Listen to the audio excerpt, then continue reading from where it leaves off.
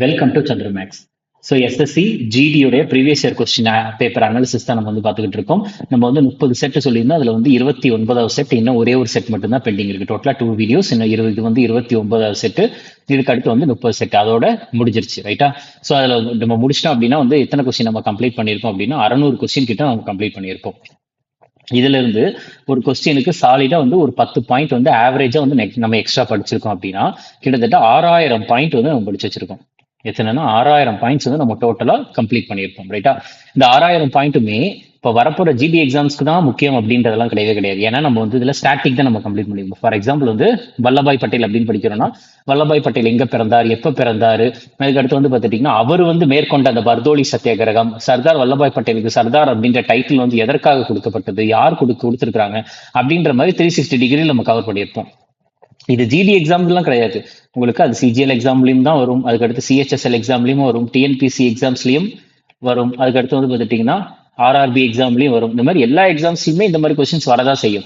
So அப்படின்றப்ப வந்து பார்த்துட்டீங்கன்னா இது ஜிடி எக்ஸாம் அனாலிசிஸ் அப்படின்றதுனால ஜிடி எக்ஸாம்க்குலாம் கிடையாது. ஃபியூச்சர்ல வரப்போற எல்லா எக்ஸாமுக்குமே இந்த ஒரு செட் அனாலிசிஸ் அப்படின்றது ரொம்ப ரொம்ப இம்பார்ட்டன்ட். நீங்க ஆனா பெஸ்ட் ரெக்கமெண்டேஷன் என்ன அப்படின்னு பார்த்துட்டீங்கன்னா ஃபர்ஸ்ட் வீடியோல வந்து பார்க்கணும். ஏன்னா ஒரு சில இப்போ ஃபார் எக்ஸாம்பிள் இப்போ 29 செட்ல வந்து இப்போ நான் இந்த பேஜ் வந்து நான் பேஸ்ட் பண்ணியிருப்பேன்.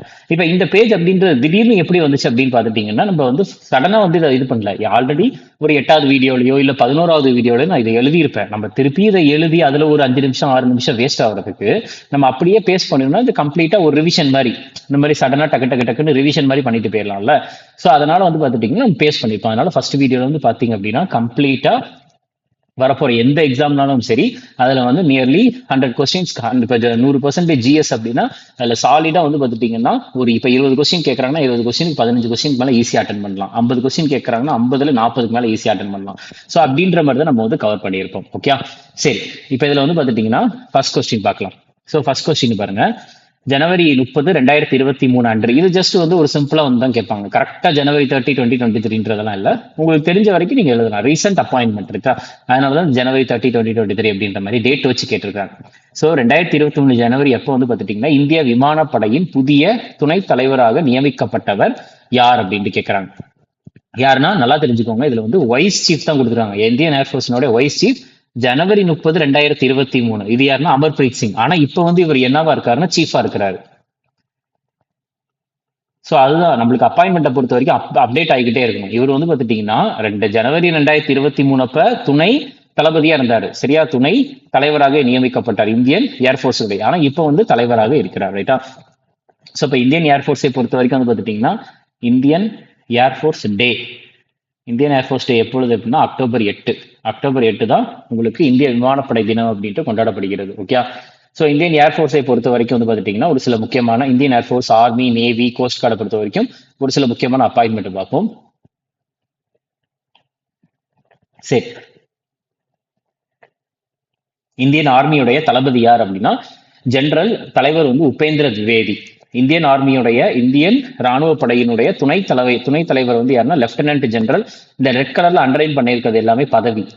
ஓகே, சோ ஆர்மியுடைய தலைவர் வந்து உபேந்திர திவேதி, ஆர்மியுடைய துணைத் தலைவர் வந்து லெப்டினன்ட் ஜெனரல் NS சுப்பிரமணி, நேவியுடைய தலைவர் வந்து அட்மைரல் தினேஷ் கே திரிபாதி, துணைத் தலைவர் வந்து vice admiral Krishna Swaminathan, air force விமானப்படையின் தலைவர் வந்து air chief marshal Amarpreet Singh. Air chief marshal அப்படின்றது பதவியின் பெயர். இந்திய விமானப்படையின் துணைத் தலைவர் வந்து air marshal Sujit Pushpakar Dharkar. Okay, அதுக்கப்புறம் இந்திய கடலோர பாதுகாப்பு படையின் தலைவர் வந்து யாருன்னா 26வது டைரக்டர் ஜெனரல், டிஜின்னு போட்டிருக்கேன், டைரக்டர் ஜெனரல் யாருன்னா பரமேஷ் சிவமணி. ஓகே, அடுத்த கேள்வி பாருங்க, இந்திய அரசு வந்து சமீபத்துல வந்து ராஜீவ் காந்தி கேல் ரத்னா விருதை வந்து என்னவா வந்து பெயர் மாத்தி இருக்கிறாங்க அப்படின்னு கேட்கறாங்க. சரியா? சமீபத்தில் அப்படின்னா ஒரு 2-3 வருஷத்துக்கு முன்னாடி. சோ அது என்ன அப்படின்னா ராஜீவ் காந்தி கேல் ரத்னா விருது அப்படின்றது உங்களுக்கு மேஜர் தியான் சந்த் கேல் ரத்னா விருது அப்படின்ட்டு பெயர் மாற்றப்பட்டு இருக்குது. ஓகே, சோ என்ன அப்படின்னு பார்த்துட்டீங்கன்னா ராஜீவ் காந்தி கேல் ரத்னா அவார்டு. சரியா? கேல் ரத்னா அவார்டு. கேல் ரத்னா அவார்டு வந்து ஃபர்ஸ்ட் எப்படி இருந்துச்சுன்னா ராஜீவ் காந்தி கேல் ரத்னா அவார்டு தான் இருந்துச்சு, ரைட்டா? ராஜீவ் காந்தி கேல் ரத்னா அவார்டு அப்படின்னு இருந்துச்சு. ஆனா இது வந்து இப்பொழுதைக்கு இப்ப என்ன பேர் மாத்திருக்காங்க அப்படின்னா மேஜர் தியான் சந்த் கேல் ரத்ன அவார்டு அப்படின்ட்டு பேர் மாத்திருக்காங்க. இது எப்பொழுது பெயர் மாற்றப்பட்டது அப்படின்னா ஆகஸ்ட் 6 2021 அப்ப வந்து பார்த்துட்டீங்கன்னா பேர் மாத்திருக்கிறாங்க. சரியா? ஸோ இது வந்து ஞாபகம் வச்சுக்கோங்க. அதே மாதிரி ராஜீவ்காந்தி கேல் ரத்னா விருது வந்து எப்பொழுது வந்து ஃபர்ஸ்ட் வழங்கப்பட்டது அப்படின்னா 1991-92. ஸோ ஃபர்ஸ்ட் வந்து வழங்கப்பட்டது எப்படின்னா 91-92. ஸோ இப்போ அந்த டைம்ல வந்து ஃபர்ஸ்ட் வாங்கினது யார் அப்படின்னா விஸ்வநாதன் ஆனந்த் அவர்கள். ஸோ சரியா, வாங்கினது வந்து யார் அப்படின்னு பார்த்துட்டீங்கன்னா விஸ்வநாதன்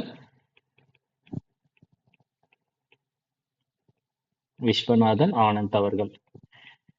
அடுத்து சரி, இப்ப மேஜர் தியான் சந்த் கேல் ரத்னா விருதை பொறுத்த வரைக்கும் 2024க்கு எத்தனை பேருக்கு கொடுத்துருக்காங்க அப்படின்னா 4 பேருக்கு வந்து மேஜர் தியான் சந்த், அதாவது நல்லா தெரிஞ்சுக்கோங்க, கேல் ரத்ன விருது அப்படின்றது இந்தியாவில் வந்து விளையாட்டுத் துறையில வந்து மிக உயரிய விருதாகும். சரியா? ஸோ அதுல வந்து பார்த்துட்டீங்கன்னா 4 பேர் கொடுத்துருக்காங்க 2024. அந்த 4 பேர் யாரெல்லாம் அப்படின்னா ஒன்று வந்து மனு பக்கர்.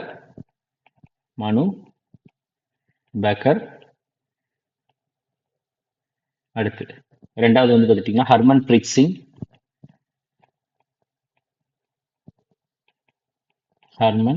பிரீத் சிங். அதுக்கப்புறம் மூணாவது வந்து குகேஷ் டி. நாலாவது வந்து பிரவீன் குமார்.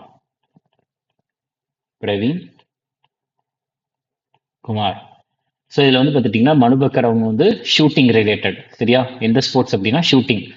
ஹர்மன் பிரீத் சிங் வந்து ஹாக்கி. குகேஷ் டி வந்து செஸ் விளையாடுறவர். பிரவீன் குமார் வந்து பேரா அத்லெட், மாற்றுத்திறனாளி. ஓகே, மாற்றுத்திறனாளியான athlete. Okay, so Praveen Kumar. So இந்த 4 பேருக்குமே வந்து பார்த்துட்டிங்கன்னா மேஜர் தியான் சந்த் கேல் ரத்னா விருது 2024 இப்போதான் 2 நாளைக்கு முன்னாடி தான் உங்களுக்கு விருது வந்து வழங்கப்பட்டிருக்கு. ஓகே, ஸோ அது வந்து ஞாபகம் வச்சுக்கோங்க. இது என்ன விருது அப்படின்னா Khel Ratna award. Okay, so இதெல்லாம் முக்கியமானது.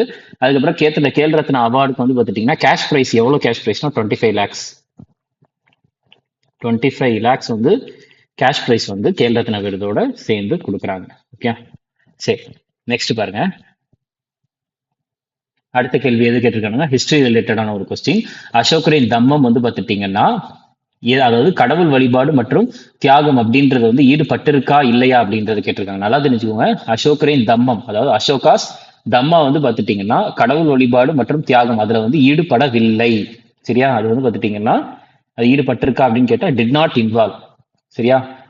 காடோடைய ஒர்ஷிப், கடவுள் வழிபாடு ஈடுபடல, சாக்ரிஃபைஸ்லயும் ஈடுபடவே இல்லை. அப்ப அசோகோட தம்மா வந்து பார்த்துட்டீங்கன்னா எதுலதான் ஈடுபட்டிருக்கு அப்படின்னா இதுல தனியா அசோகாவை பத்தி நம்ம ஆல்ரெடி இது எல்லாமே பார்த்திருக்கோம். இது சடனா எழுதுனதுலாம் கிடையவே கிடையாது. ஆல்ரெடி நம்ம வந்து வேற ஒரு செட் அனாலிசிஸ்ல ஸ்டெப் பை ஸ்டெப்பா இது எழுதுனது தான். ஓகே, ஸோ ஒரு செட் அனாலிசிஸ்ல வந்து பார்த்துட்டீங்கன்னா இது எழுதியிருப்போம், இன்னொரு இதுல இந்த விஷயம் எழுதியிருப்போம், அடுத்து இது எழுதியிருப்போம், அடுத்து இது எழுதியிருப்போம். ஸோ இந்த மாதிரி தனித்தனியாக எழுதப்பட்டது. அதனாலதான் நான் சொல்றேன் ஃபர்ஸ்ட்ல இருந்து பாருங்க அப்படின்ட்டு. ஃபர்ஸ்ட் வீடியோல இருந்து பாத்தீங்கன்னா பெஸ்ட். ஓகே, சரி. சோ உங்களுக்கு அசோகா வந்து எந்த ஒரு சாம்ராஜ்யத்தை சார்ந்தவர்னா மௌரிய சாம்ராஜ்யம். மௌரியன் எம்பையரை பொறுத்த வரைக்கும் 321 பிசில உருவானது. பிசினா before Christ. So BC. Maurya வம்சத்தை வந்து உருவாக்கியவர் யார் அப்படின்னா தோற்றுவித்தவர் சந்திரகுப்த மௌரியா. அவருடைய பையன் சன் வந்து பிந்துசாராவுடைய பையன் சந்திரகுப்த மௌரியா, அவருடைய பையன் பிந்துசாராவுடைய பையன் அசோகா. மௌரிய வம்சத்தினுடைய கடைசி அரசர் வந்து யாருன்னா பிருகதிரதா. இதுல சந்திரகுப்த மௌரியா எந்த மதத்தை பின்பற்றுவார்னா ஜெயினிசம். அசோகா எந்த மதத்தை பின்பற்றுவார்னா புத்திசம் மதத்தை பின்பற்றுவதற்கு அவருக்கு உறுதுணையாக இருந்த மென்டார் யாருன்னா மொகாலிபுட்ட டிஸ்ஸா. டீச்சர் யாருன்னா மொகாலிபுட்ட டிஸ்ஸா. அவருக்கு இன்னொரு பெயர் இருக்கு, உப்ப குப்தா. அசோகாவுக்கு வந்து பாத்துட்டீங்கன்னா 2 பசங்க. ஒண்ணு வந்து பையன் பேர் வந்து மகேந்திரா, பொண்ணு பேர் வந்து சங்கமித்ரா. ஓகே, இவங்க 2 பேரையும் எங்க அனுப்புவார்னா ஸ்ரீலங்காவுக்கு அனுப்புவார். இலங்கைக்கு எதுக்காக அனுப்புவார்? புத்த மதத்தை பரப்புறதுக்காக அனுப்புவாரு. ஓகே, சரி. இப்ப இந்த கொஸ்டின்ல இருந்து நம்ம என்ன தெரிஞ்சுக்கிட்டோம் அப்படின்னா அசோகாவினுடைய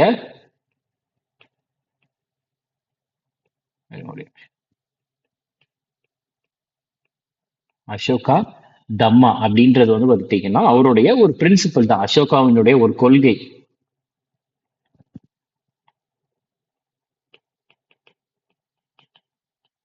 அசோகாவினுடைய ஒரு பிரின்சிபல் தான் வந்து பார்த்துட்டீங்கன்னா என்னன்னா தம்மா அப்படின்ட்டு சொல்றாங்க.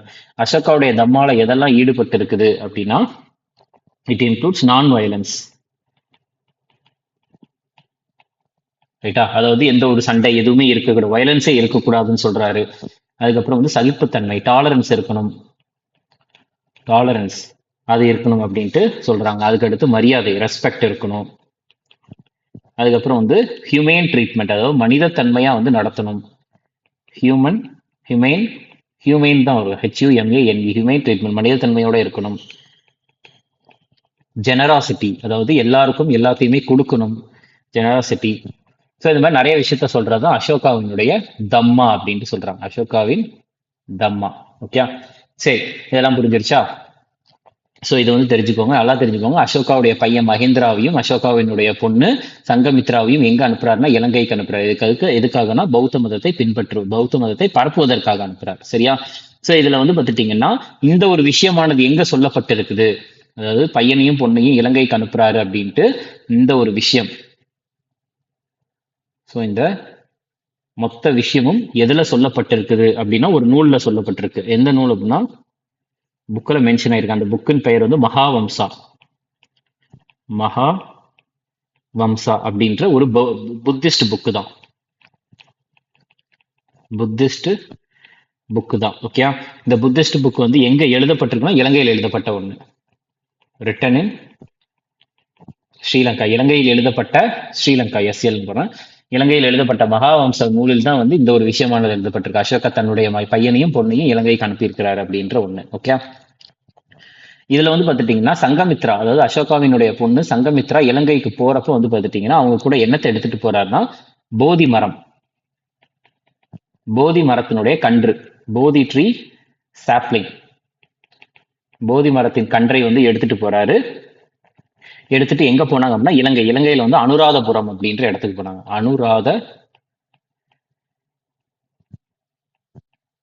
அனுராதபுரா எங்க இருக்குதுன்னா இலங்கையில இருக்குது. ஓகே, அங்க வந்து எடுத்துட்டு போனாங்க. யாருன்னா சங்கமித்ரா. ஓகே, சரி, அடுத்தது பாருங்க.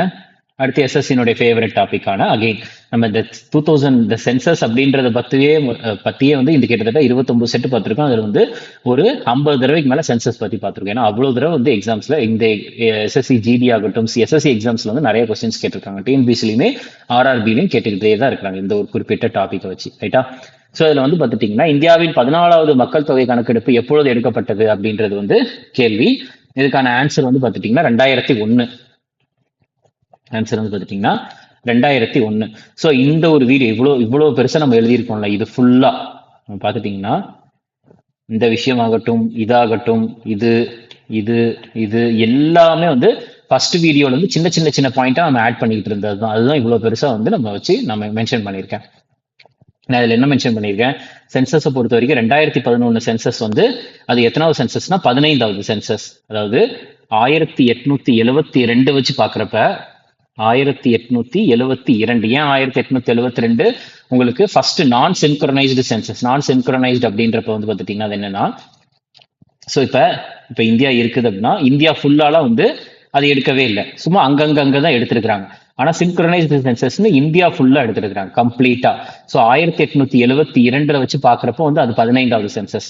ரைட்டா? அது வந்து 1872 வச்சு பாக்குறப்ப 15வது சென்சஸ். எது? 2011. இதுவே 1947 சுதந்திரத்தை வச்சு பாக்குறப்ப வந்து அது 7வது சென்சஸ். ஓகே, ஸோ இது நீங்க தெரிஞ்சுக்கணும். அப்போ வந்து 2011 15வது சென்சஸ், 2001. ஏன்னா சென்சஸ் அப்படின்றது எத்தனை வருஷத்துக்கு ஒரு தடவை எடுப்பாங்கன்னா 10 வருஷத்துக்கு ஒரு தடவை, 10 years ஒன்ஸ். சரி, 10 வருஷத்துக்கு ஒரு தடவை. ஸோ இப்போ வந்து பார்த்துட்டீங்கன்னா 10 years ஒன்ஸ். சரி, அடுத்து 2001 வந்து 14வது சென்சஸ். 1991 13வது சென்சஸ். 2021 எடுத்திருக்கணும், ஆனா எடுக்கவே இல்லை. ஏன் எடுக்கல அப்படின்னு பார்த்துட்டீங்கன்னா கொரோனானால எடுக்க முடியாம போயிடுச்சு. ஓகே, சரி, 14வது சென்சஸ். ஆனா இப்ப 2011 நம்ம பாக்குறது என்னன்னா 15வது சென்சஸ். எப்படி வச்சு பாக்குறப்ப 1872 வச்சு பாக்குறப்ப. அதுவே 7வது சென்சஸ் எப்படி பாக்குறப்ப 1947 வச்சு பாக்குறப்ப 2011 7வது சென்சஸ். ஓகே, சோ இதெல்லாம் தெரிஞ்சுக்கோங்க. இதெல்லாம் முக்கியமான ஒரு சில பாயிண்ட். ஓகே, அடுத்து பாருங்க. நெக்ஸ்ட் இதெல்லாம் நம்ம ஆல்ரெடி பார்த்ததே தான். உங்களுக்கு ஃபுல்லா செக்ஸ் ரேஷியோ ஆகட்டும், பாப்புலேஷன் டென்சிட்டி, மக்கள் தொகை அடர்த்தி, மக்கள் தொகை அந்த செக்ஸ் ரேஷியோ, அதுக்கப்புறம் டிஸ்ட்ரிக்டை பொறுத்த வரைக்கும் அதிகமான மக்கள் தொகை எந்த மாவட்டத்தில் இருக்கு. ஸோ இந்த மாதிரி தான் ஆல்ரெடி பார்த்துருக்கோம். ஓகே, நெக்ஸ்ட் அடுத்தது பாருங்க. ஜூன் 2022 காலமான கே சரோஜா வந்து எந்த நடன பாணிக்கு பிரபலமானவர் அப்படின்றது கேள்வி. இதுக்கான ஆன்சர் வந்து பார்த்துட்டீங்கன்னா பரதநாட்டியம். இதுக்கான ஆன்சர் வந்து என்னன்னா பரதநாட்டியம். ஓகே, பரதநாட்டியம் பொறுத்த வரைக்கும் நம்ம என்னெல்லாம் பார்த்துருக்கோம் அப்படின்னா, பரதநாட்டிய நடனத்தை வந்து பார்த்துட்டீங்கன்னா அவங்க பாதுகாத்து வைத்தது, அதாவது அதனுடைய பாரம்பரியத்தை வந்து பாதுகாத்து வைத்தது வந்து யார சொல்றாங்கன்னா, அழியவில்லாமல் பாதுகாத்தது தேவதாசிஸ் அப்படின்னு சொல்றாங்க. ஃபேமஸான பர்சன்ஸ் ருக்மணி தேவி அருண்டேல், பத்மா சுப்பிரமணியம், அலர்மேல் வள்ளி, யாமினி கிருஷ்ணமூர்த்தி, மல்லிகா சாராபாய், ராதா ஸ்ரீதர், சோனல் மான்சிங், மிருணாலினி சாராபாய், நார்த்தகி நடராஜ். இந்த நார்த்தகி நடராஜ் தான் போன அனாலிசிஸ்ல பார்த்தோம். என்ன அப்படின்னா, இந்தியாவினுடைய முதல் திருநங்கை டான்சர் வந்து பார்த்துட்டீங்கன்னா பத்மஸ்ரீ வாங்கினது யாருன்னா ஃபர்ஸ்ட் டைம் நார்த்தகி நடராஜ் அவர்கள் தான். இவங்க வந்து பரதநாட்டியம் டான்ஸோட ரிலேட் ஆனவங்க. சரி, இப்போ இந்த வீடியோல வந்து பார்த்துட்டீங்கன்னா இந்த அனாலிசிஸ்ல வந்து நம்ம யார் புதுசா டான்சர் பார்த்துருக்கோம்னா பரதநாட்டிய டான்சர் கே சரோஜா. அப்ப இது அதுல எழுதிடுவோம் கே சரோஜா. ஸோ இந்த மாதிரி தான் வந்து பார்த்துட்டீங்கன்னா இதுதான் வந்து அனாலிசிஸ்க்கு ரொம்ப முக்கியம். உங்களுக்கு கொஞ்சம் கொஞ்சமா நோட்ஸை பில்ட் பண்ணணும். ஓகே, அடுத்தது பாருங்க. அடுத்து 2011 இந்திய மக்கள் தொகை கணக்கெடுப்பின்படி உங்களுக்கு குழந்தைகளின் பாலின விகிதம் என்ன அப்படின்னு கேட்கறாங்க. அதாவது குழந்தை அப்படின்னு பாக்குறப்ப 0 6 வயசுக்குள்ள, சரியா, 0 வயசுக்குள்ள வந்து பார்த்துட்டீங்கன்னா குழந்தை பாலின விகிதம், அதாவது எத்தனை பெண் குழந்தைகள் வந்து 1000 ஆண் குழந்தைகளுக்கு இருக்கு அப்படின்ற மாதிரி பாக்குறது தான். சரியா, நார்மலா செக்ஸ் ரேஷியோ அப்படின்றது எப்படி எடுப்பாங்கன்னா 1000 மேல்ஸுக்கு எத்தனை ஃபீமேல்ஸ் அப்படின்ட்டு எடுக்கிறது, அந்த ரேஷியோல எடுக்கிறதா செக்ஸ் ரேஷியோ அப்படின்ட்டு சொல்லுவாங்க. ஓகே, ஸோ இதுக்கான ஆன்சர் வந்து பார்த்தீங்கன்னா 918. அதாவது 1000 ஆண் குழந்தைகளுக்கு 918 பெண் குழந்தைகள் இருக்குது. ஃபீமேல் பெர் 1000 மேல்ஸ் அப்படின்ட்டு சொல்றது 918. ஓகே, நம்ம ஆல்ரெடி செக்ஸ் ரேஷியோல வந்து 2001 சென்சஸ் செக்ஸ் ரேஷியோ பத்தி நம்ம ஆல்ரெடி பார்த்திருக்கோம்.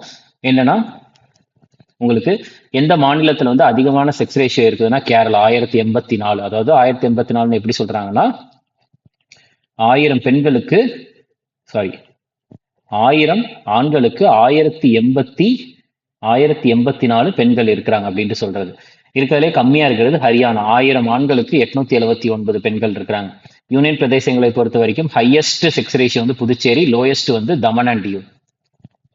மாவட்டத்தை பொறுத்த வரைக்கும் அதிகமான செக்ஸ் ரேஷியோ மாஹே மாவட்டம், கம்மியான செக்ஸ் ரேஷியோ தமான் மாவட்டம். இந்தியாவின் செக்ஸ் ரேஷியோ 2011 மக்கள் தொகை கணக்கெடுப்புல எவ்வளவு அப்படின்னா 943, 2001 933, 10 இது வந்து இன்க்ரீஸ் ஆயிருக்கு அப்படின்னு தெரிஞ்சுக்கோங்க. அதே இதுல வந்து இப்ப இந்த வீடியோ மூலியமா நம்ம என்ன தெரிஞ்சுக்கிட்டோம் அப்படின்னா அவங்க வந்து பார்த்துட்டீங்கன்னா sex ratio of early childhood 0 இருந்து 6, அதாவது செக்ஸ் ரேஷியோ அதே இந்தியாவில் வந்து பார்த்துட்டீங்கன்னா 0 to 6 வயசு இருக்கிற குழந்தைகளுக்கு வந்து செக்ஸ் ரேஷியோ எவ்வளவு சொல்றாங்கன்னா 918. சரியா, இது வந்து பாத்தீங்கன்னா 2011 மக்கள் தொகை கணக்கெடுப்பின்படி தான் 918. அடுத்தது டிப்பானி நிருத்யா அப்படின்றது எந்த மாநிலத்தோட தொடர்புடைய ஒரு நடனம் ஆகும் அப்படின்னு கேட்கிறாங்க. இது வந்து பார்த்துட்டீங்கன்னா குஜராத். டிப்பானி நிருத்யா அப்படின்றது வந்து குஜராத் கூட சேர்ந்தது. நம்ம ஆல்ரெடி வந்து பார்த்துருக்கோம் டிப்பானி அப்படின்ற ஒரு நடனத்தை.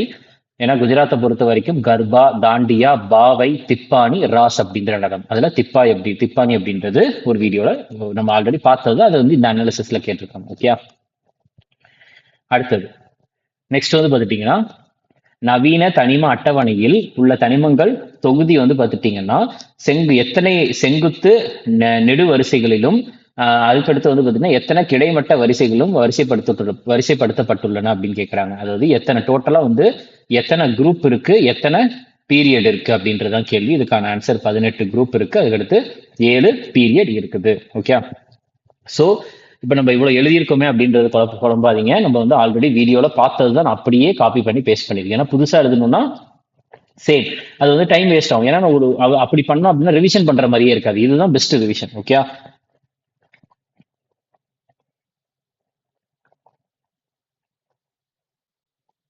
சரி, இதை பாருங்க. டோட்டலா நம்ம ரோன்னு சொல்றாங்களே, ரோ அப்படின்றது வந்து இதுதான் ரோ. 1 2 3 4 5 6 7 எத்தனை ரோ இருக்குதுன்னா 7 ரோ இருக்கு. அதாவது இதை வந்து என்னன்னு சொல்லுவாங்க ஹரிசான்டல் அப்படின்னு சொல்லுவாங்க. ஹரிசான்டல். ஸோ இந்த மாதிரி இருக்குது இல்லை, அது வந்து என்னன்னு சொல்லுவாங்க பீரியட். ரைட்டா, பிஆர் அப்படின்னா பீரியட்னா ரோ, எத்தனை ரோ அப்படின்னா 7 ரோ இருக்கு. காலம் அதாவது வேர்டிக்கல் இந்த மாதிரி இருக்கும், இதுதான் காலம். 1 2 3 4 டோட்டலா எத்தனை காலம் இருக்குதுன்னா 18 காலம் இருக்கு. 18 அதாவது குரூப் அப்படின்னு சொல்லுவாங்க. 7 பீரியட் 18 குரூப். இந்த மாடர்ன் பீரியாடிக் டேபிளினுடைய தந்தையாக கருதப்படுபவர் டிமிட்ரி மெண்டலவ் அப்படின்னு சொல்றாங்க. எந்த நாட்டை சேர்ந்தவர்னா ரஷ்யா நாட்டை சேர்ந்தவர். ஸோ இந்த ஃபர்ஸ்ட் இருக்கிற காலத்தை வந்து என்னன்னு சொல்றாங்க குரூப் 1, செகண்ட் இருக்க காலத்தை குரூப் 2, அடுத்து வந்து பார்த்தீங்கன்னா ஃபர்ஸ்ட் இருக்கிற குரூப் 1 வந்து ஆல்கலி மெட்டல்ஸ் அப்படின்னு சொல்றாங்க. Example lithium, sodium, potassium, rubidium, caesium, francium அப்படின்றது ரைட்டா. அடுத்து குரூப் 2 வந்து ஆல்கலி எர்த் மெட்டல்ஸ். ஏன் எர்த் மெட்டல் அப்படின்னா இது வந்து பூமியில கிடைக்கக்கூடியது. இதெல்லாம் எது வரும்னா பெரிலியம் வரும், magnesium, calcium, strontium, barium, radium இதெல்லாம் வந்து வரும்.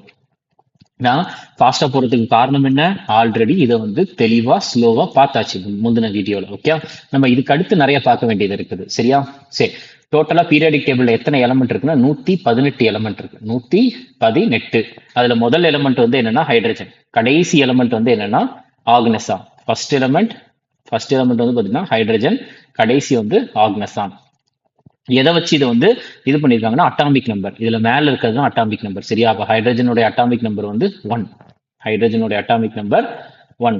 டோட்டலா 118 எலமெண்ட் மாடர்ன் பீரியாடிக் டேபிள் இருக்கு. அதுல 17வது குரூப் தான் என்னன்னு சொல்லுவாங்கன்னா ஹாலோஜன்ஸ் அப்படின்னு சொல்லுவாங்க. ஹாலோஜன் அப்படின்னா வந்து ஹாலோ அப்படின்றது சால்ட், அது ப்ரொடியூசிங், உப்பை வந்து ப்ரொடியூஸ் பண்ற எலமெண்ட்ஸ் என்னெல்லாம்னா fluorine, chlorine, bromine, iodine, astatine, அதுக்கப்புறம் டெனசின் அப்படின்ற ஒண்ணு. ஓகே, அடுத்தது பாருங்க. ஸோ டோட்டலாக வந்து மாடர்ன் பீரியாடிக் டேபிளில் வந்து 3 வகையான குரூப்பாக இருக்கு. எஸ், பி, டி, எஃப் அப்படின்ட்டு. இதில் எஸ் அப்படின்றது வந்து இது எல்லாமே. சரியா, எஸ் வரும். அடுத்து பி பிளாக் எலமெண்ட் அப்படின்றது இந்த பக்கத்தில் வர்றது. டி பிளாக் அப்படின்றது இந்த சென்டரில் இருக்கிறது. எஃப் அப்படின்றது கீழே இருக்கிறது ஃபுல்லாக F. S, P, D, F அப்படின்ட்டு சொல்லுவாங்க. ஓகே, அடுத்து நம்மளுடைய இந்திய பொருளாதாரத்துல வந்து 3 வகையான செக்டார் இருக்கு அப்படின்ட்டு போன வீடியோல பார்த்தோம். அதுல வந்து இந்த ஏடிஎம் மிஷின், சரியா, ஏடிஎம் மிஷின் அப்படின்றது வந்து பொருளாதார நடவடிக்கையின் எந்த துறையின் கீழ் வருகின்றன அப்படின்றது கேள்வி. இதுக்கான ஆன்சர் வந்து பாத்தீங்கன்னா டெர்ஷியரி செக்டார். ஏன்னா டெர்ஷியரி செக்டார்ல தான் வந்து நம்ம எதை பார்த்தோம் அப்படின்னா பேங்கிங் அப்படின்றத பார்த்தோம். அப்ப பேங்கிங்ல தான் என்ன வரும் அப்படின்னா ஏடிஎம் அப்படின்னு வரும். ஓகே, உங்களுக்கு பிரைமரி அப்படின்றது வந்து என்னன்னா நம்ம ஃபர்ஸ்ட் ஆரிஜின் பாயிண்ட் மாதிரி. இப்போ அக்ரிகல்ச்சர், மைனிங் பண்றோம், அடுத்து ஃபிஷிங், மீன் பிடிக்கிறது, வேட்டையாடுறது, அதெல்லாம். இப்போ ஃபார் எக்ஸாம்பிள் வந்து இப்போ கோதுமை எடுக்கிறோம். இப்போ ஃபார் எக்ஸாம்பிள் கோதுமை அறுவடை செய்யறோம். அந்த கோதுமை மாவா மாத்துறது வந்து பார்த்துட்டீங்கன்னா செகண்டரி செக்டார்ல வரும். சரியா, அதாவது ரா மெட்டீரியல் அப்படின்றது வீட், கோதுமை. ஃபினிஷ்டு குட், கோதுமை மாவா மாத்துறது வீட் ஃப்ளோர், கோதுமை மாவா மாத்துறது செகண்டரி செக்டார்ல வரும். டெர்ஷியரி செக்டார் அப்படின்றது சர்வீசஸ். மெயினா என்னென்ன சர்வீசஸ் அப்படின்னா ஹெல்த் கேர், அதாவது doctors, banking, tourism, education, teachers, IT, இதெல்லாமே டெர்ஷியரி செக்டார்ஸ்ல வரும். அதுக்கடுத்து வந்து பார்த்துட்டீங்கன்னா இந்த குவாட்டர்னரி செக்டார் அப்படின்றது முக்கியம். குவாட்டர்னரி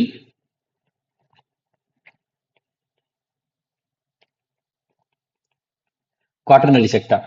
இந்த குவாட்டர்னரி செக்டாரை பொறுத்த வரைக்கும் இதுல எந்த இதெல்லாம் வரும் அப்படின்னு பார்த்துட்டீங்கன்னா இது மெயினா நாலேஜ் பேஸ்டு தான். குவாட்டர்னரி செக்டாரை பொறுத்த வரைக்கும் நாலேஜ் பேஸ்டு விஷயங்கள் எல்லாமே குவாட்டர்னரி செக்டார்ல வரும். அதுக்கு பெஸ்ட் எக்ஸாம்பிள் எதெல்லாம் பார்க்கலாம் அப்படின்னு பார்த்துட்டீங்கன்னா ஃபார் எக்ஸாம்பிள் வந்து research and development, R&D, research and development. அதுக்கப்புறம் வந்து பார்த்தீங்கன்னா சயின்ஸ் ஃபீல்டு, இன்ஜினியரிங் ஃபீல்டு, இது எல்லாமே வந்து குவாட்டர்னரி செக்டார்ல வரும். சரியா, பிரைமரி, செகண்டரி, டெர்ஷரி தான் இம்பார்ட்டன்ட். அடுத்து குவாட்டர்னரி அப்படின்றது நாலேஜ் பேஸ்ட். அடுத்து பார்த்தீங்கன்னா எஸ்எஸ்சியினுடைய ஃபேவரட் டாபிக்கான பசுமை புரட்சி. ஸோ பசுமை புரட்சி 1965ஆம் ஆண்டில் தொடங்கியது அப்படின்ட்டு பார்த்தோம். அது வந்து எத்தனாவது ஐந்தாண்டு திட்டத்தில் தொடங்கியது அப்படின்னு கேட்குறாங்க. 1961-66ல ஈடுபட்ட எத்தனாவது ஐந்தாண்டு திட்டம் அப்படின்னா 3வது ஐந்தாண்டு திட்டம். நம்ம ஆல்ரெடி பார்த்ததுதான். என்னெல்லாம் பார்த்துருக்கோம்னா பசுமை புரட்சியை பொறுத்த வரைக்கும் இந்திய அளவில் தந்தையாக கருதப்படுபவர் MS சுவாமிநாதன், உலக அளவில் கருதப்படுபவர் நார்மன் S போர்லாக். அடுத்து பசுமை புரட்சி அப்படின்ற வார்த்தையை வந்து ஃபர்ஸ்ட் யூஸ் பண்ணது யாருன்னா வில்லியம் எஸ் காட். பசுமை புரட்சி எப்பொழுது இன்ட்ரடியூஸ் பண்ணப்பட்டதுன்னா 1965 தான் கொண்டு வந்தாங்க. எந்த ஐந்தாண்டு திட்டத்தின் போதுனா 3வது ஐந்தாண்டு திட்டம். எந்த வருஷம்னா 1961-66. அந்த டைம்ல பிரதம மந்திரியாக இருந்தவர் என்ன, ஜவஹர்லால் நேரு. பசுமை புரட்சியை இந்தியாவில் ஃபர்ஸ்ட் எந்த மாநிலத்துல கொண்டு வந்தாங்கன்னா பஞ்சாப், அதுக்கப்புறம் ஹரியானா, அதுக்கடுத்து உத்தரப்பிரதேஷ் அப்படின்ட்டு போனாங்க. அடுத்து பசுமை புரட்சி, அந்த புரட்சியை எப்படி கொண்டு வந்தாங்க அப்படின்னா HYV சீடு மூலியமா, அதாவது ஹை ஈல்டிங் வெரைட்டி சீடு. அதிக மகசூல் தரும் விதைகள் அல்லது அதிக விளைச்சல் கொடுக்கும் விதைகள். விதைகள் அப்படின்னு பாக்குறப்ப நான் என்ன சொன்னேன்? PRMW அப்படின்னு சொன்னேன். பீனா பிலிப்பைன்ஸ்ல இருந்து அரிசி விதை, ரைஸ். பிலிப்பைன்ஸ்ல இருந்து ரைஸ் சீட்ஸையும், அதுக்கடுத்து மெக்சிகோல இருந்து கோதுமை விதைகளையும் இறக்குமதி செஞ்சாங்க. ஓகே. அடுத்து பசுமை புரட்சியோடைய பாசிட்டிவ் நெகட்டிவ் பாக்குறப்ப, பாசிட்டிவ் வந்து உணவு உற்பத்தி அதிகமாச்சு, அது ஒன்னே ஒண்ணுதான் பாசிட்டிவ்.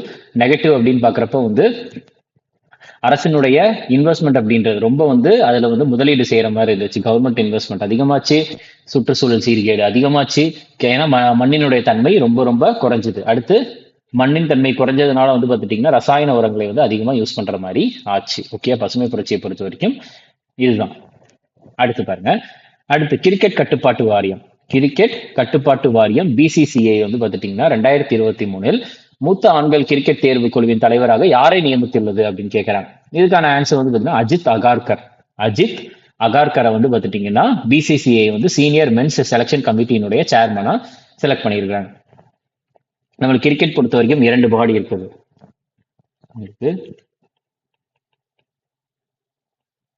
கிரிக்கெட் பொறுத்த வரைக்கும்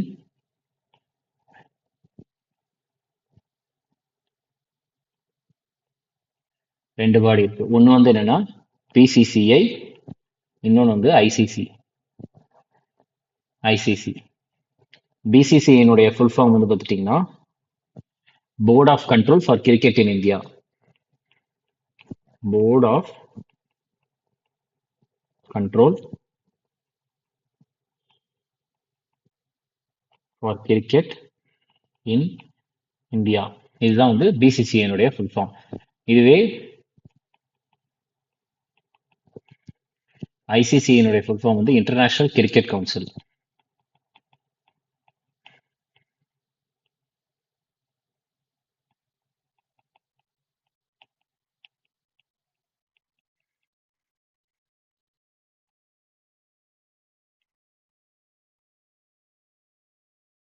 இன்டர்நேஷனல் கிரிக்கெட் கவுன்சில். சரி, இதுல பாத்தீங்கன்னா ஃபர்ஸ்ட் இதுல வந்து என்ன சொல்றாங்க அப்படின்னா BCCI பொறுத்த வரைக்கும் எஸ்டாப்ளிஷ் ஆனது எப்போ உருவாக்கப்பட்டது அப்படின்னா 1928 உருவானது. ஓகே, 1928 BCCI எஸ்டாப்ளிஷ் பண்ணாங்க. BCCI ஹெட் குவார்ட்டர்ஸ் தலைமையகம் எங்க இருக்குன்னா மும்பை. ஓகே, மும்பைல வாங்கதே ஸ்டேடியம்ல இருக்கு. அதுக்கடுத்து BCCI பொறுத்த வரைக்கும் BCCI சேர்மன் தலைவர் வந்து யார் அப்படின்னா வந்து ராஜர் பென்னி.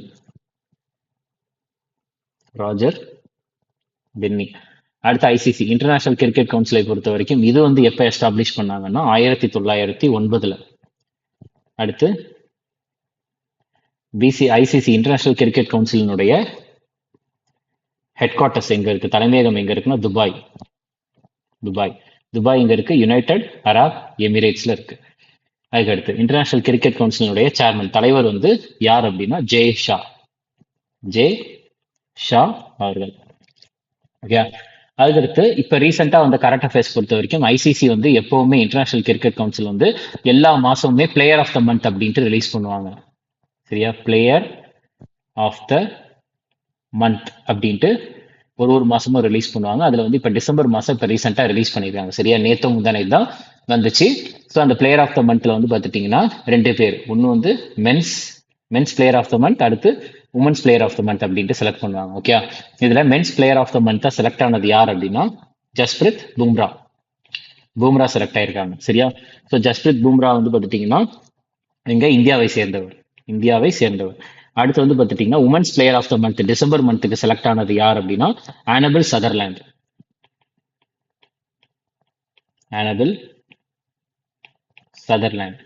எந்த நாட்டை சேர்ந்தவங்க அப்படின்னா இவங்க வந்து ஆஸ்திரேலியாவை சேர்ந்தவங்க. சரியா, இது என்னன்னா player of the month.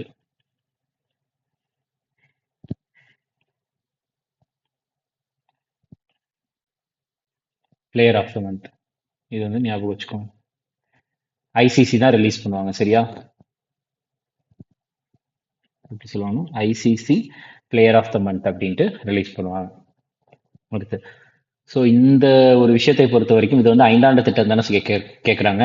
So இதில் வந்து முதலாம் 5ஆண்டு திட்டம் வருஷம் எப்போனா 1951 to 56, இரண்டாவது வந்து 1956 to 61, மூன்றாவது வந்து 1961 to 66, 4வது வந்து 66ல இருந்து ஆரம்பிக்காது. ஏன்னா 66க்கு அப்புறம் என்ன ஆயிரும்னா 1966 டு 67, அடுத்து 1967 டு 68, அடுத்து 1968 டு 69. இது வந்து என்ன பண்ணிருப்பாங்கன்னா ஆனுவல் பிளான் அப்படின்னு போட்டிருப்பாங்க. 3 ஆனுவல் பிளான்ஸ் நடந்திருக்கும். ஏன்னா ஃபெயிலியர் ஆயிருக்கும். 3வது ஆனுவல் பிளான், 3வது ஐந்தாண்டு திட்டம் வந்து ஃபெயிலியர் ஆயிருக்கும். அதனால வந்து இந்த ஒரு விஷயம் நடந்திருக்கும். ஓகே. அடுத்து இந்த 4வது ஐந்தாண்டு திட்டம் அப்படின்றது 1969 டு 74ல போட்டிருப்பாங்க. அடுத்த கேள்வி. ஸோ அடுத்தது வந்து இதை எதை பத்தி சொல்றாங்க அப்படின்னு பார்த்துட்டீங்கன்னா இண்டஸ்ட்ரியல் பாலிசி ரெசல்யூஷன். ஸோ அதாவது தொழிற்சாலைகள் கொள்கை தீர்மானம் 1956 கீழ் இந்தியாவில் இருக்க தொழில்கள் அப்படின்றது வந்து எத்தனை வகைகளாக பிரிக்கப்பட்டுள்ளன அப்படின்னா 3 வகைகளாக பிரிக்கப்பட்டது. எப்படின்னா ஃபர்ஸ்ட் வந்து எப்படி பிரிச்சிருக்கிறாங்க அப்படின்னா இதுல பாத்தீங்கன்னா தெரியும். ஸோ தொழிற்சாலைகள் இருக்கு. அந்த முதல் ஸ்கெடியூல் ஏ, ஸ்கெடியூல் பி, ஸ்கெடியூல் சியா பிரிச்சிருக்காங்க 1956 இண்டஸ்ட்ரியல் பாலிசி ரெசல்யூஷன் கீழே. அதுல வந்து ஸ்கெடியூல் ஏக்கு கீழே இருக்க இண்டஸ்ட்ரீஸ் வந்து கம்ப்ளீட்டா கவர்மெண்ட், ஸ்டேட் அப்படின்றது இந்தியா தான். சரியா? ஸ்டேட் அப்படின்றது government of India. So Indian government கீழே இருக்கிற இண்டஸ்ட்ரீஸை வந்து ஸ்கெடியூல் ஏ. ஸ்கெடியூல் பி வந்து 12 இண்டஸ்ட்ரீஸ் இருக்கு. அந்த 12 இண்டஸ்ட்ரீஸ் வந்து பார்த்துட்டீங்கன்னா கொஞ்சமா கவர்மெண்டா மாறக்கூடியது. அடுத்து ஸ்கெடியூல் சி வந்து பார்த்துட்டீங்கன்னா கம்ப்ளீட்டா பிரைவேட். ரைட்டா? மொத்தம் 3 தான் பிரிச்சிருக்கிறாங்க. ஒன்று வந்து ஸ்கெடியூல் ஏ, இன்னொன்று வந்து ஸ்கெடியூல் பி, இன்னொன்று ஸ்கெடியூல் சி. அதுல வந்து ஸ்கெடியூல் சி அப்படின்றது பிரைவேட், ஸ்கெடியூல் பி வந்து பிரைவேட்டா இருக்கு. ஒரு சிலது பிரைவேட்டா இருக்கு, ஒரு சிலது கவர்மெண்டா இருக்கு. ஆனா கொஞ்சமா எல்லாத்தையுமே வந்து இப்போ கவர்மெண்டா மாத்த போறோம் அப்படின்ற மாதிரி சொல்லியிருக்காங்க. ஸ்கெடியூல் ஏ கம்ப்ளீட்டா கவர்மெண்ட் தான். ஓகே. ஸ்டேட் அப்படின்றது இந்தியன் கவர்மெண்ட் தான் மென்ஷன் பண்ணுது. அடுத்து பாருங்க. அடுத்தது வந்து என்ன சொல்லியிருக்காங்க அப்படின்னு பார்த்துட்டீங்கன்னா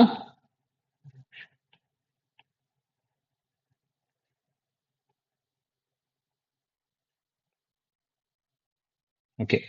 ஸோ அடுத்தது வந்து பார்த்துட்டீங்கன்னா இதில் என்ன மென்ஷன் பண்ணி பசுமை புரட்சி ரிலேட்டடாக தான் கேட்டிருக்காங்க. சரியா? பசுமை புரட்சி பற்றி சரியான ஸ்டேட்மெண்ட் வந்து எது அப்படின்ட்டு. ஸோ பசுமை புரட்சி அப்படின்றது வந்து இந்தியாவை வந்து உணவு தானிய உற்பத்தியில் தன்னிறைவு அடைய செய்தது அப்படின்னு கேட்குறாங்க. இது வந்து கரெக்டான ஸ்டேட்மெண்ட் தான். அடுத்து பசுமை புரட்சிக்கு பின், அதாவது பசுமை புரட்சி முடிஞ்சதுக்கு அப்புறம், பசுமை புரட்சி வந்து பார்த்துட்டீங்கன்னா கம்ப்ளீட் ஆனதுக்கு அப்புறம் ரசாயன உரங்களின் பயன்பாடு குறைந்துள்ளது கிடையவே கிடையாது. நான் ஆல்ரெடி சொன்னேன், ரசாயன உரங்களின் பயன்பாடு ரொம்ப அதிகரிச்சது, குறைந்துள்ளது கிடையவே கிடையாது, அதிகரித்தது. ஸோ அப்போ இந்த ஸ்டேட்மெண்ட் தப்பு. ஆன்சர் வந்து பார்த்துட்டீங்கன்னா ஒன்லி ஒன். ஆன்சர் ஒன்று மட்டும்தான். ஸோ பசுமை புரட்சி பொறுத்த வரைக்கும் நம்ம ஆல்ரெடி பார்த்தது தான். அதில் பாசிட்டிவ் நான் என்ன சொன்னேன், உணவு உற்பத்தி வந்து அதிகமாயிருக்கு. உணவு உற்பத்தி அதிகமாயிருக்கு. அரசாங்கத்தின் அந்த இன்வெஸ்ட்மெண்ட் அப்படின்றது வந்து பார்த்துட்டீங்கன்னா அதுவுமே அதிகமாயிருக்கு. என்விரான்மெண்ட், சுற்றுச்சூழல் சீர்கேடு அதிகமாயிருக்கு. ரசாயன உரங்களில் பயன்பாடு அப்படின்றதும் அதிகமாயிருக்குது. அடுத்தது பாருங்க. அடுத்து இந்திய அரசியலமைப்பு சட்டத்தின்படி இந்திய அரசாங்கத்தில் எத்தனை உறுப்புகள் இருக்கிறது அப்படின்னு கேட்கறாங்க. டோட்டலா வந்து எத்தனை உறுப்புகள் இருக்குன்னா 3 உறுப்புகள் இருக்கு. அது என்னலாம் அப்படின்னு பார்த்துட்டீங்கன்னா எக்ஸிக்யூட்டிவ், லெஜிஸ்லேச்சர், ஜுடிஷியரி. அதாவது அது எப்படி சொல்லுவாங்கன்னா, நான் சொல்றது கரெக்டாக கவனிங்க. அதாவது சட்டத்தை இயற்றுபவர் லெஜிஸ்லேட்டிவ், இயற்றிய சட்டத்தை அமல்படுத்துபவர் எக்ஸிக்யூட்டிவ், அமல்படுத்தப்பட்ட சட்டத்தை மீறுபவரை தண்டிப்பவர் ஜுடிஷியரி. சரியா? சட்டத்தை போடுறது யாரு? லோக்சபா, ராஜ்யசபா, பிரசிடென்ட். லோக்சபா, ராஜ்யசபா சட்டத்தை ஏற்றுவாங்க. எக்ஸிக்யூட்டிவ் அந்த சட்டத்தை வந்து அமல்படுத்துறது யாரு? President, vice president, cabinet minister, prime minister, chief minister, இவங்கலாம். அந்த அமல்படுத்தப்பட்ட சட்டத்தை மீறுபவரை தண்டிப்பவங்க யாரு? சுப்ரீம் கோர்ட், ஹை கோர்ட், இந்த மாதிரி எல்லாருமே. சரியா? டோட்டலா எத்தனை ஆர்கன் இருக்குன்னா 3 ஆர்கன் இருக்குது. அடுத்து ஆண்களுக்காக நடத்தப்படும் டெக்காத்லான் அப்படின்றது வந்து எத்தனை விளையாட்டுகளை உடையது அப்படின்னா இதுக்கான ஆன்சர் 10. டெக்கா அப்படின்னாலே வந்து என்னன்னா 10. ஸோ மெயினா டெக்கத்லான்ல வந்து பார்த்துட்டீங்கன்னா யாரு பார்ட்டிசிபேட் பண்ணுவாங்கன்னா மென்ஸ் தான். இதுவே ஹெப்டத்லான் அப்படின்றது வந்து உமன். டெக்கத்லான் வந்து பார்த்துட்டீங்கன்னா டெக்கத்லான் மென், ஹெப்டத்லான் வந்து பார்த்துட்டீங்கன்னா உமன். ஸோ டெக்கத்லான் 10 இது வந்து என்னென்னலாம் இருக்கும் அப்படின்னா 100 metre sprint, long jump, shot put, high jump, 400 metre sprint, 110 metre hurdles, discus throw, pole vault, javelin throw, 1500 metre running. Hepta அப்படின்றது வந்து என்னன்னா 7. ஹெப்டா அப்படின்றது வந்து பார்த்தீங்கன்னா எதை குறிக்கும் அப்படின்னா 7. இதில் நான் எழுதிடுறேன்.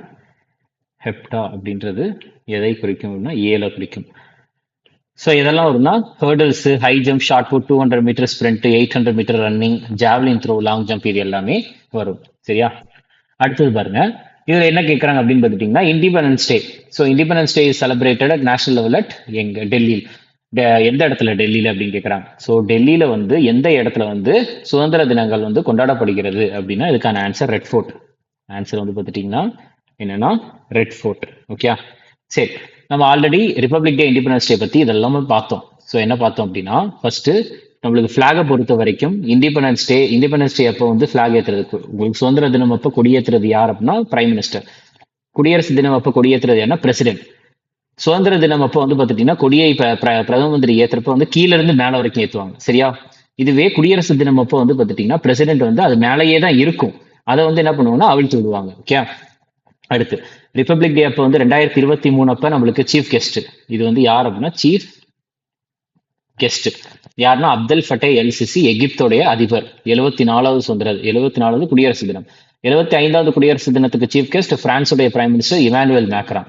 76வது குடியரசு தினம், அதாவது இப்ப நடக்க போற 2025 நடக்க போற பிரபாவோ சுபியாந்தோ, அவங்க தான் வந்து இந்தோனேஷியாவுடைய அதிபர். அவர் தான் வந்து 2025 இந்தியாவினுடைய 76வது குடியரசு தினத்துக்கு சீஃப் கெஸ்ட். இந்தியாவினுடைய முதல் சீஃப் கெஸ்ட், இந்தியாவினுடைய முதல் குடியரசு தினத்திற்கு அதாவது 1950 நம்ம குடியரசு ஆனோம். எப்பன்னா ஜனவரி 26, 1950 தான் குடியரசு ஆனோம். ஸோ அப்போ வந்து ஃபர்ஸ்ட் சீஃப் கெஸ்ட் வந்து யாருன்னா சுகார்னோ, இந்தோனேஷியாவுடைய பிரசிடென்ட் தான் ஃபர்ஸ்ட் சீஃப் கெஸ்ட். ஓகே, அடுத்து வந்து பார்த்துட்டீங்கன்னா முக்கியமான இன்னொரு சில விஷயங்கள் வந்து என்னன்னா, இண்டிபெண்டன்ஸ் டே அப்ப இது வந்து இங்கேயே எழுதிடுறேன் ஃபிளாக். ஓகே, சரி. அதுக்கு அடுத்து வந்து பார்த்துட்டீங்கன்னா வேற என்ன முக்கியம் அப்படின்னா, ஓகே, ஸோ இண்டிபெண்டன்ஸ் டே அப்போ வந்து பார்த்துட்டிங்கன்னா உங்களுக்கு இண்டிபெண்டன்ஸ் டே வந்து பரேடு வந்து எங்கே வச்சு நடக்கும் அப்படின்னா அது வந்து ரெட் ஃபோர்ட். இண்டிபெண்டன்ஸ் டே வந்து எங்கே வச்சு நடக்கும்னா சிம்பிளா ரெட் ஃபோர்ட். இதுவே ரிப்பப்ளிக் டே வந்து எங்கே வச்சு நடக்கும் அப்படின்னா கர்த்தாவியா பாத், சரியா? ஃபர்ஸ்ட் வந்து ராஜ்பாத் அப்படின்னு சொல்லுவாங்க, இப்போ வந்து கர்த்தாவியா பாத் டெல்லியில தான் இருக்கு. முன்னாடி வந்து இதுக்கு பேர் வந்து ராஜ்பாத் அப்படின்ட்டு மென்ஷன் பண்ணுவாங்க, சரியா? இதுக்கு பக்கத்துல இந்தியா கேட் பக்கத்துல இருக்குது. ஸோ ஆக்சுவலா வந்து பார்த்துட்டீங்கன்னா இதுல இந்தியா கேட் இருக்கு தெரியுமா? இதுல இந்தியா கேட் வந்து எங்க இருக்குதுன்னா நியூ டெல்லியில இருக்கு. இந்தியா கேட் நியூ டெல்லியில இருக்கு. கேட்வே ஆஃப் இந்தியா எங்க இருக்குன்னா மும்பைல இருக்கு. கேட்வே ஆஃப் இந்தியா மும்பைல இருக்குது. ஓகே, ஸோ இதுல இந்தியா கேட் வந்து எதுக்காக வந்து இந்தியா கேட் கட்டியிருக்கிறாங்க அப்படின்னா ரெண்டு காரணங்கள். ஒன்று வந்து வேர்ல்டு வார் 1ல வந்து இந்தியர்கள் வந்து இறந்து போனாங்கல்ல, இந்திய வீரர்கள் வந்து இறந்து போனாங்கல்ல, அவங்களின் சார்பாகவும், மற்றும் வந்து பார்த்துட்டீங்கன்னா மூணாவது ஆங்கிலோ ஆப்கான் வார். இந்த இதுல வந்து பார்த்துட்டீங்கன்னா இந்தியர்கள் இறந்து போனாங்க, அவங்களுக்கு சார்பாகவும் கட்டப்பட்டது தான் இந்தியா கேட் அப்படின்ட்டு. இந்த இந்தியா கேட்டை வந்து பார்த்தீங்கன்னா டிசைன் பண்ணது வந்து யாருன்னா Edwin Lutyens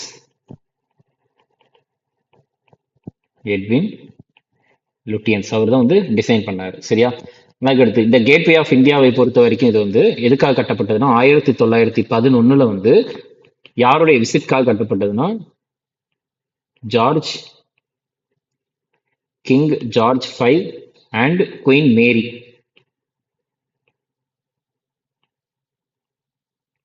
king George V and queen, K போட்டா கிங், கியூனா குயின். ஓகே, குயின் மேரி இவங்க ரெண்டு பேரும் வந்து பார்த்துட்டீங்கன்னா எப்பொழுது வந்தாங்கன்னா 1911 வந்தாங்க, சரியா? எங்கன்னா மும்பைக்கு வந்தாங்க, அப்போதான் கட்டப்பட்டது, சரியா? இவங்க வந்து விசிட் பண்ணாங்க, அந்த விசிட்டுக்காக கட்டப்பட்டதான் கேட்வே ஆஃப் இந்தியா.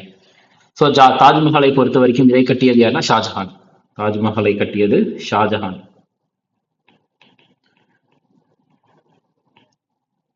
தாஜ்மஹால் வந்து எங்க இருக்குது அப்படின்னா அட் ஆக்ரால இருக்கு. ஓகே, ஸோ அதே நேரத்தில் வந்து பார்த்தீங்கன்னா தாஜ்மஹாலினுடைய சீஃப் ஆர்கிடெக்ட் முக்கியமான டிசைன் பண்ணது யார் அப்படின்னு பார்த்துட்டீங்கன்னா ஆர்கிடெக்ட் அகமத் லஹோரி.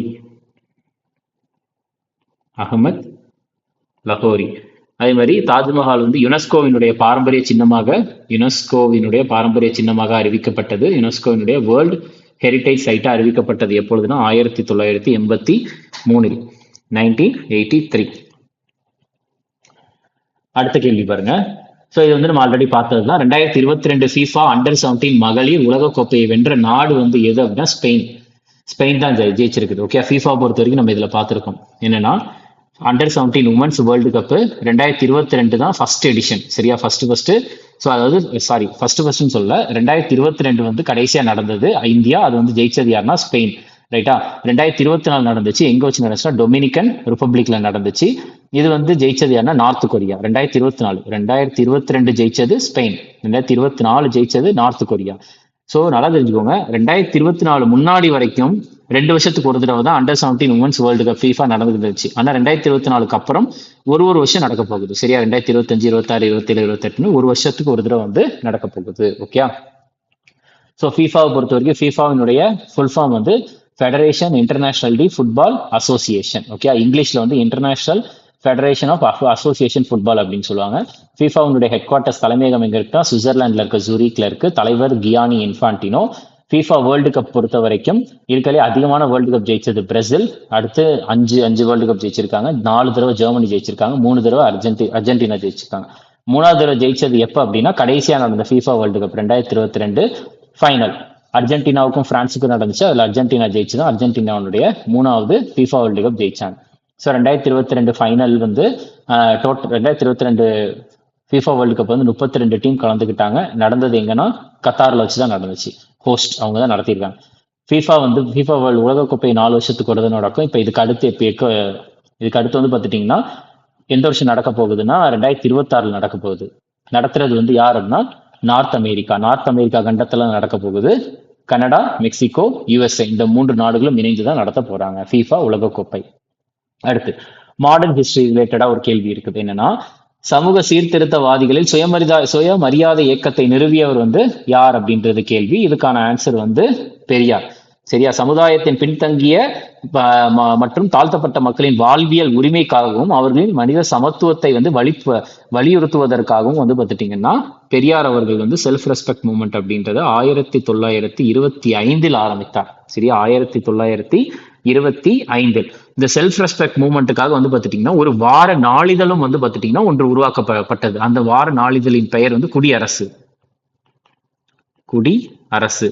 குடியரசு வந்து என்னன்னா ஒரு வீக்லி மேகசின், வார நாளிதழ். வார இதழ், வீக்லி மேகசின். மேகன் போடுறேன், வீக்லி மேகசின். ஓகே, இதுவுமே 1925 தான் உருவாக்குனாங்க. சரியா? சரி, அடுத்தது கடைசி கேள்வி பாருங்க. இன்னும் ஒரே ஒரு கொஸ்டின் இருக்குது.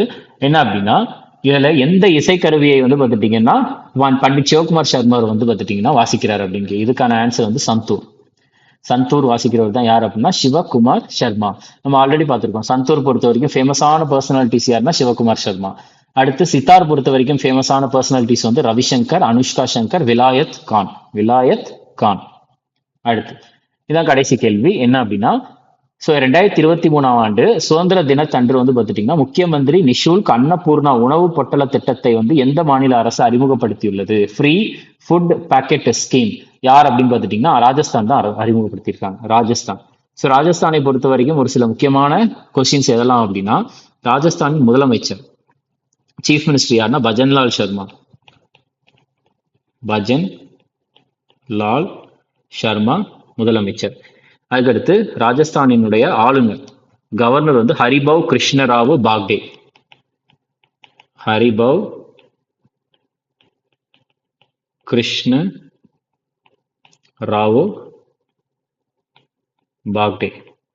அடுத்து ராஜஸ்தானினுடைய தலைநகரம் வந்து எங்கன்னா ஜெய்ப்பூர். ஓகே, ராஜஸ்தான்ல இருக்க ஒரு சில நேஷனல் பார்க், தேசிய பூங்காக்கள் வந்து எதெல்லாம் அப்படின்னு பார்த்துட்டீங்கன்னா ரன்தம்பூர் நேஷனல் பார்க் இருக்கு. என்பி அப்படின்றது நேஷனல்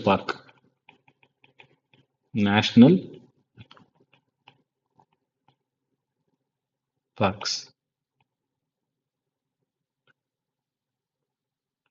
என்னென்ன நேஷனல் பார்க்லாம் இருக்குன்னா ரன்தம்பூர் நேஷனல் பார்க் வந்து பார்த்துட்டீங்கன்னா ஃபேமஸ் ஆனது. அதுக்கடுத்து டெசர்ட் நேஷனல் பார்க் இருக்கு, டெசர்ட் தேசிய பூங்கா இருக்கு. அதுக்கப்புறம் கியாலுடியோ நேஷனல் பார்க் வந்து ஃபேமஸ் ஆனது. ஸோ இதெல்லாம் வந்து பார்த்துட்டீங்கன்னா ஒரு சில ஃபேமஸான நேஷனல் பார்க். அடுத்து முகுந்திரா